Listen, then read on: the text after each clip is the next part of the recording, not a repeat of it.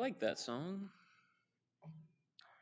None of self and all of that's the goal, right? But the song tells the story of a person who doesn't start there.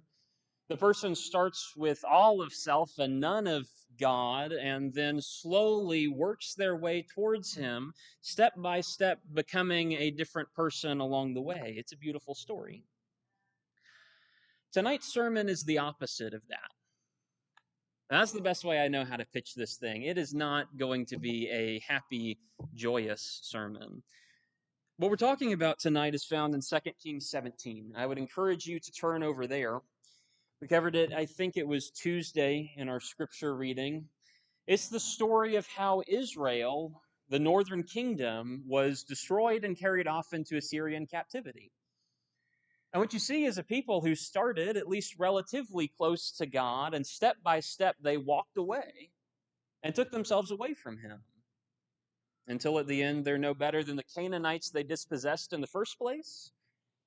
And so God removed them and sent them off to Assyria instead. You can imagine the kind of horrors that Assyria would do to them. It's not a very pleasant sight.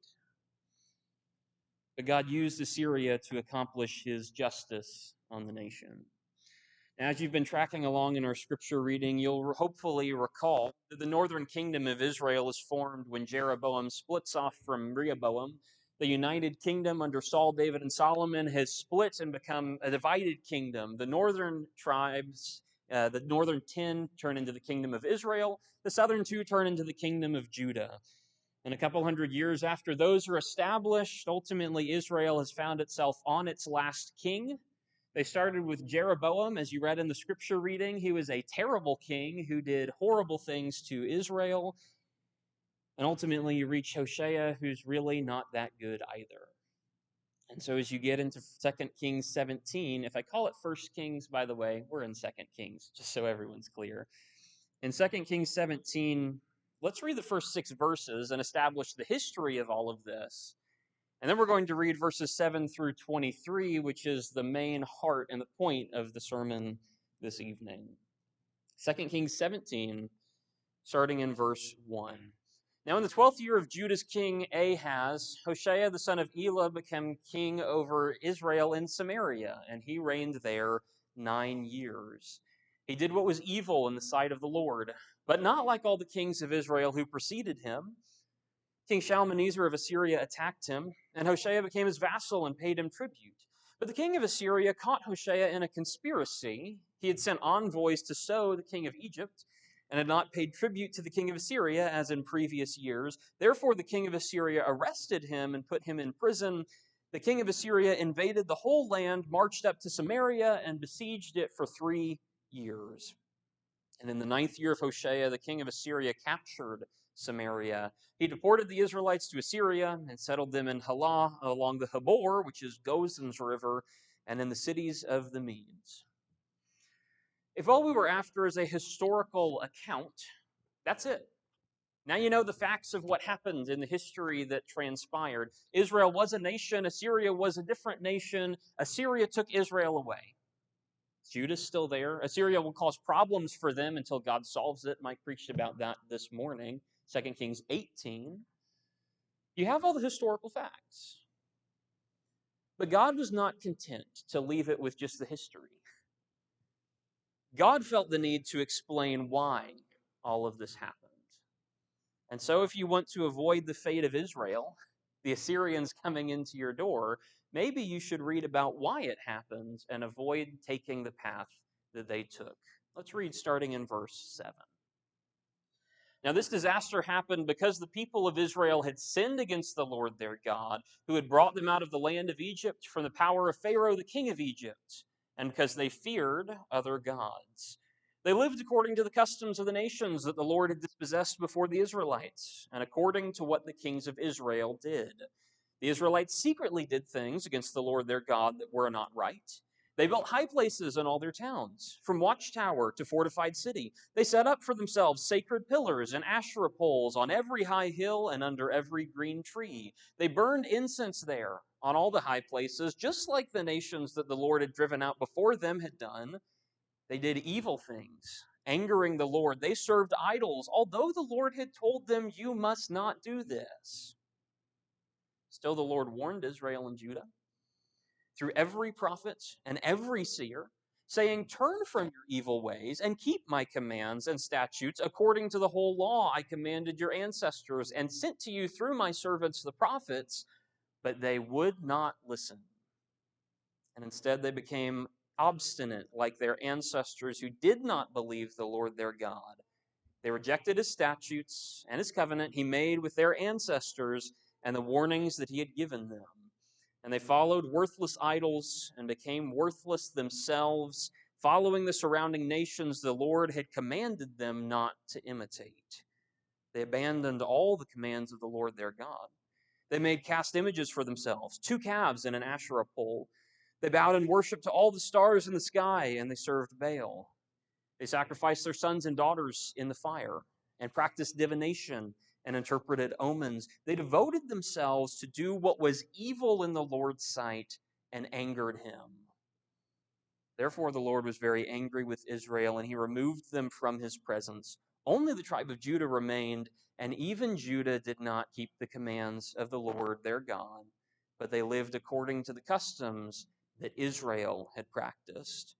So the Lord rejected all the descendants of Israel, punished them, and handed them over to plunderers until he had banished them from his presence. When the Lord tore Israel from the house of David, Israel made Jeroboam the son of Nebat king. And Jeroboam led Israel away from following the Lord and caused them to commit immense sin. The Israelites persisted in all those sins that Jeroboam committed and did not turn away from them. And finally, the Lord removed Israel from his presence, just as he had declared through all his servants, the prophets. So Israel has been exiled to Assyria from their homelands to this very day. That's awful. But I want you to appreciate exactly how the writer makes it so awful. Because I think once you break down what he is saying and the points he's making, you unfortunately see some pretty striking parallels to some Christian lives, to some problems that we run into sometimes, to some ways that Satan tries to come after us as well. When you think about this theology of the captivity, we have to ask, why does it exist? And the answer is not that Israel one day woke up and decided that they would tear down the temple and follow other gods instead. The answer is that Israel walked away from God, but they made a little step and they didn't think it really mattered. And then they made a second step and they didn't think that really mattered. And once they got comfortable with those, they made another little step away from God until at the end of the road, they end up in Assyrian captivity. Unaware of where the road would lead, they didn't see the end result, and instead they ended up in a place that was very far from what they wanted. But I think it's useful to look at why and how that happened and where they started so that we don't end up taking that same route. As you go through the things that Israel did, there are 7 key points that they do, and it's kind of a chiasm. I don't know. I threw it up there like that. Maybe that's helpful for you. Maybe that's not. I'm not super sure of it, but it's up there anyway. As you start through, starting in verse 7, you look for the crimes that Israel has committed. It says the disaster happened because the people of Israel sinned. That's pretty generic. That's a summary statement. But how did they sin? The first reason that's given is because they feared the other gods in the land. That's verse 7. Some versions say they worshiped other gods. There's kind of a question on that word. I guess it can go back and forth. I'm using the term fear. I don't believe this is full-on idol worship. This is full-on, let's build a temple to Baal and all that stuff. They'll get there, but not yet. First, they started by opening a little bit of a door to the other gods of the land. See, God has this rule that they are supposed to have no other gods before him. And God also has this rule that they are supposed to have no other gods, period. Worship the Lord your God, and him only shall you serve. And yet, Israel seems to have forgotten the second in favor of the first. 99% gods, 1% for the little Baal that we have sitting in the corner over here. It's not that much. It's not that important. It can't really do anything to hurt you. It's just a little bit. And yet there are a couple of kings, as we've looked at, who are condemned in the scriptures because they were not wholeheartedly devoted to the Lord their God. They were mostly there, but there was a little bit that they kept in reserve for something else. Israel let Satan's foot in the door. He got in there and he said, nothing really hurts if you pay attention to some of the other gods on the side too. You worship the Lord mostly, worship the Lord entirely, but save some space for Baal afterwards. Save a little sacrifice for him at the end. We'll think about him later on. Or maybe he got them by saying it's not that important. It's not that much of a threat. You're mostly holy. You're better than most of the other people of the world, so it's good enough. You can have a little bit for yourself and for the other people in the land. You can have a little bit that's not faithful to God. Just a little. But that little bit grows more and more as Israel goes on through this whole passage. The Lord is supplemented by other deities. And the wandering appetite of Israel is not satisfied with merely that. They have to expand. And so they start looking at the people around them. And in verse 8, it says that Israel lived according to the customs of the nations that the Lord had dispossessed before the Israelites. Several times in this passage, they started copying the stuff that the people around them were doing. They looked out at their worldly neighbors. They looked out at secular society. They looked out at the culture and the traditions of the time and said, if it's good enough for the Canaanites, then it's good enough for me. And that's a very poisonous thing to do if you're supposed to be one of God's people. Because that which is proper or accepted in the world is not proper before the Lord our God. And so these people looked around them and they saw what the Canaanites used to do, and they said, actually, that's not so bad. Actually, I can kind of see a point there. They started to accept the Canaanite god, maybe just a little bit, maybe in the corner. And then they said, some of those Canaanite festivals are actually pretty fun. Let's pick a couple of those up as well. Hey, the Canaanites did things on the Sabbath day, and I would prefer to, be productive on the Sabbath day. How about we kind of fudge the rules a little bit on the no work side of things, and let's start doing stuff instead. Everybody else is doing it, so it must be okay. And Satan's widening that door. They're walking away from God, but they don't even really think about it. They've started doing what other people do instead of doing what God has commanded them to. They're walking away slowly, and then you see it ramp up in verse 9. Because it's no longer just thoughts. It's no longer just mindsets and kind of like ways to go about your life. In verse 9, they built up idols for themselves. And you look at Israel. One day, you would see them worshiping God and sacrificing to Him. And then the next day, suddenly they're erecting a Baal in the middle of the town, and now they're worshiping this other God. And you ask, why did you make that huge change? And the answer is they didn't make a huge change. Because they opened their minds to start pursuing other gods. And they opened themselves to start acting like everybody else. The very natural next step in that process is suddenly, why not sacrifice to their gods? If I'm already thinking like them, if I'm already acting like them, why not just fulfill that trifecta? Let's build an idol. Let's go ahead and sacrifice to them. It's not a problem. I don't think Israel, when they walked into the land of Canaan, when they dispossessed that land, when they got rid of most of the Canaanites anyway, I don't think they had an intention of building idols. There was a whole debacle in Joshua 22 about Reuben, Gad, and half of Manasseh. They built a large altar on the other side of the Jordan, and the people on the west side complained. They almost had a civil war because you weren't supposed to build that. You're supposed to worship God in one place.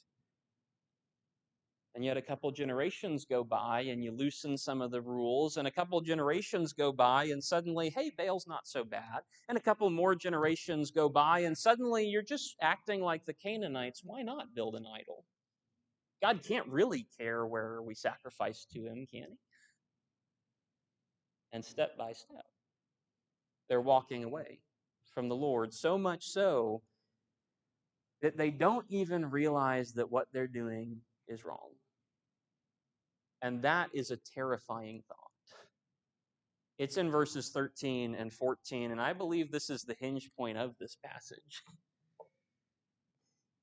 It says, "Still the Lord warned Israel and Judah through every prophet and every seer, saying, 'Turn from your evil ways and keep my commands and my statutes according to the whole law I commanded your ancestors and sent to you through my servants the prophets.' But they would not listen. And instead, just like their ancestors, they became obstinate or stiff-necked. They were not willing to listen. They became like their ancestors who did not believe in the Lord their God." And suddenly we have a change. Because at first they started believing in God and also believing in something else. And then they started mostly following what God said, but also being kind of like the people of the land. And then they started sacrificing to God, but also sacrificing to some other idols. But now, when God gives them a warning, they are so resistant to it that they start disbelieving in what God said and serving the idols instead. And you switched. It went from all of thee and none of self to some of self and some of thee, and now it's starting to be most of self and less of God. But they don't even recognize that they're in the wrong. Because this process has been so gradual, they don't even realize how far they've fallen. See, if things change drastically overnight, you can usually look at a side-by-side of one day and then the next day and see how far things have changed. But when it takes you 20 years or 50 years, or in the Israelites' case, a couple of 100 years or maybe a little bit more, suddenly you're comparing yourself to 4 generations back, and, well, we don't really remember what it was like in those days. All I know is what I've grown up with. And all that present Israel had grown up with is idols and being just like everybody else and having their mind open to follow all the other gods as well. And then primarily. And then suddenly they start not only compromising with who God is, they start ignoring who God is and pushing him aside. Sometimes we read the Old Testament prophets, Isaiah, Jeremiah, Ezekiel, any of the minor prophets as well. You start reading those and you see all of their corrections and you see how harshly they speak to Israel, and you see that they have a point, and we understand the evil of Israel. But they didn't, because they were convinced they weren't evil at all. And I don't really know exactly what to do with that other than to say that sometimes we run through exactly the same thing. Have you ever had something that's on your mind where your conscience is kind of bothering you, but then you just kind of ignore it and it goes away after a while? That sounds an awful lot like God saying, turn from your evil ways, but you ignore it long enough and you push it off long enough, and suddenly it doesn't seem so evil. And actually, I think I'm fine. And you can track this with any of the other points so far. How many times have we opened our lives that we're faithful to God, but we're also focusing on some other things, or we're also permissive of some other things that shouldn't be there in our lives, and yet it's okay if it's just a tiny amount of our time, and suddenly that becomes something more and more, and then it becomes an idol in its own right. How many times have we looked at the people around us and said, actually, if everybody's doing it, it's not so bad. Everybody's focused on getting that next job advancement. Yeah, I'll go do that too. And suddenly your God starts shifting, and suddenly your priorities become less about serving the Lord and more about serving yourself. But you're protected this whole time because you're hearing God's warnings and ignoring them. Because I've had that a lot. And I don't know how it comes. I don't know that God just beams information into your head. But my conscience has bothered me sometimes, and then I ignore that and it goes away. That's probably not good. Paul talks about people who have had their consciences seared. That's what that is. I know that there have been some times when older, wiser people have come and offered me a correction because they see I'm doing something that's probably not good. And I say, yeah, I'll think about it. And then I don't think about it and keep doing my own thing. It's probably unwise.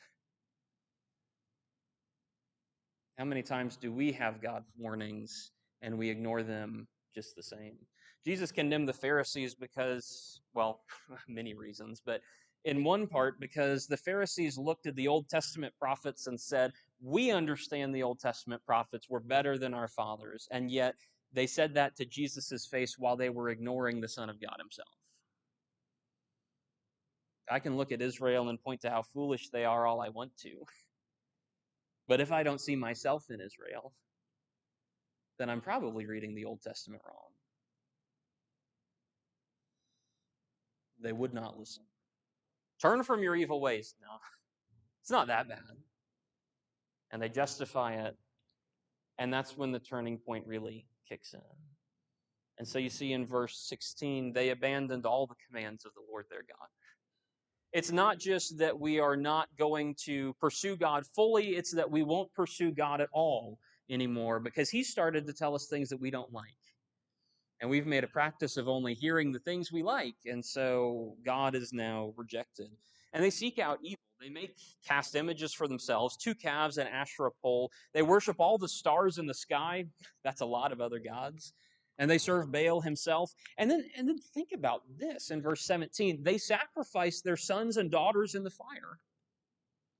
Do you think the Israel that walked into Canaan and saw Canaanites sacrificing their children on an altar, do you think they thought that in a couple of generations my kids are going to be doing that to their children? And yet within just a few generations, you've seen the degradation. Because when we're not careful to shore ourselves up spiritually, when we're not careful to take no provision for the flesh and fully equip ourselves in God's armor to protect ourselves from Satan, one little thing gets in, and then it becomes something else. And then a couple generations down the line, suddenly they're doing things that are almost unspeakable.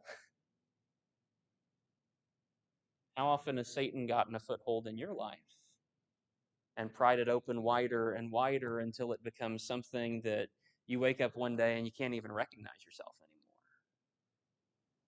They seek out evil. They turn towards it completely. They devoted themselves to do what was evil in the Lord's sight, and they angered him. They've passed the point of no return. It wasn't enough to build up the idols. Now they have to seek the greatest versions of idolatry. They pursue the worst of the idols and the worst that idolatry has to offer. But it's more than that, because it's not just that they were brought here by following secular traditions. They were influenced towards evil by evil people, but they themselves become the encouragers of sin. In verse 19, it says that even Judah didn't keep the commands of the Lord their God, but they lived according to the customs that Israel had practiced. If you read the book of Ezekiel, especially, comes to my mind, that picture is there. Israel opened a door and Judah stepped through it, and they did even worse. Israel started by following Canaanite traditions, but Judah followed by following Israelite traditions. As much as we hate to see it, your sin never affects just you. It's a lesson you learn from Achan, like Jordan preached about a while ago. It's a lesson you learn all over the place in the Bible, and yet sometimes we don't get it. When you open the door to evil in your life and someone else sees you walk through it, that is opening a door for them. That's a temptation for them. Andrew talked about Matthew 18. It says, don't raise temptations for other people. It would be better to have a millstone hung around your neck and thrown into the sea than to cause one of the little ones to stumble. But that's what Israel did. And so it says the Lord rejected all the descendants of Israel. They punished them. He handed them over to the plunderers until he had banished them from his presence. That's a millstone and sea situation. Because they weren't content with just their own sin. They started influencing other people. And ultimately, they sealed their own fate when they weren't content with just the idea of foreign gods and worshiping those, but they went out of their way to choose evil leaders for themselves. Verse 21 through 23 brings back up Jeroboam. At the very beginning, Jeroboam was selected, and he was given the opportunity to become the king of Israel. And he was told that if you keep yourself faithful to God and if you act faithfully and righteously, God will establish your line forever, just like he would David's. And I don't know how that would have happened because Jeroboam wasn't righteous. And so we never got to see it. When the Lord tore Israel from the house of David, Israel made Jeroboam the son of Nebat king, and Jeroboam led Israel away from following the Lord. It's kind of telling how many kings of Israel are compared to Jeroboam. They walked in the same sins as Jeroboam did. Because Israel, at the height of this evil, they picked an evil leader for themselves, and he made them even worse than they already were.